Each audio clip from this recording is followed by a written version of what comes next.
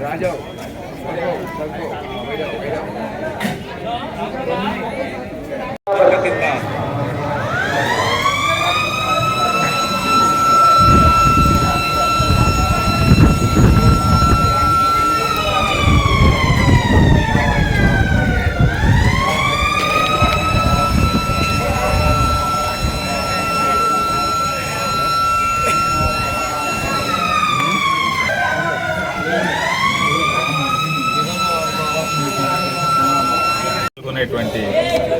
మహద్భాగ్యాన్ని గొప్ప అవకాశాన్ని కల్పించినటువంటి మసీద్ పెద్దలందరికీ కూడా నా కృతజ్ఞతలు తెలియజేసుకుంటాను. ఈ ఉపవాస దీక్షల్లో నెల రోజులు నిష్టగా ప్రవక్త గారు చెప్పినటువంటి మార్గంలో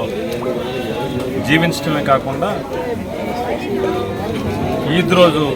చేయాల్సినటువంటి కార్యక్రమాలు కానీ దేవుడి పట్ల ప్రవక్త గారు చెప్పిన రీతిలో నమాజ్ చదివేటువంటి ప్రతి ముస్లిము ఎలా బతకాలి, ఎలా జీవించాలి అనేది అల్లా చూపించిన మార్గంలో ఎలా 10 మందికి సాయపడుతూ బతకాలి, ఎంత నియమనిష్టలతో బతకాలి అనేది రోజు మననం చేసుకుంటూ ఖురాన్లోని వాక్యాలన్నీ కూడా నిత్యం బయాన్ ద్వారా ఈ నెల రోజులు మనసుకు ఎక్కించుకుంటూ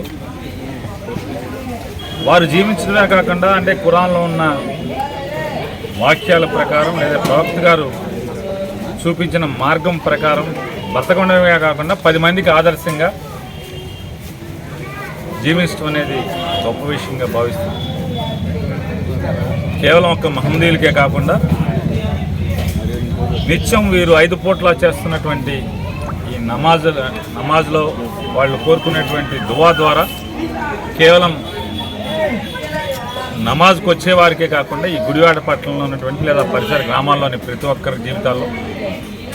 మంచి జరగాలని చెప్పని వారందరికీ కూడా ప్రతి కష్టంలో ప్రతి బాధలో అల్లా దీవెనలు ఉండాలని చెప్పని మనస్ఫూర్తిగా ప్రార్థిస్తాను.